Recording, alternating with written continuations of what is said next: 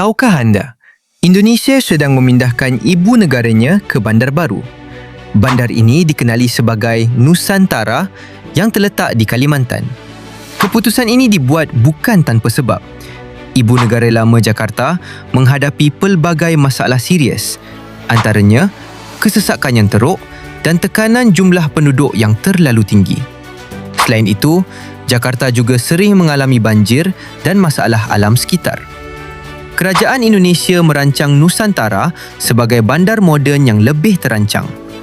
Bandar ini juga dibina dengan konsep hijau dan teknologi masa depan. Projek ini dijangka mengambil masa bertahun-tahun dan melibatkan kos yang sangat besar. Ia merupakan antara projek pemindahan ibu negara terbesar dalam sejarah moden. Langkah ini menunjukkan bagaimana sesebuah negara perlu berubah demi masa depan. Kalau anda suka fakta ringkas macam ni, boleh follow untuk lebih banyak ilmu.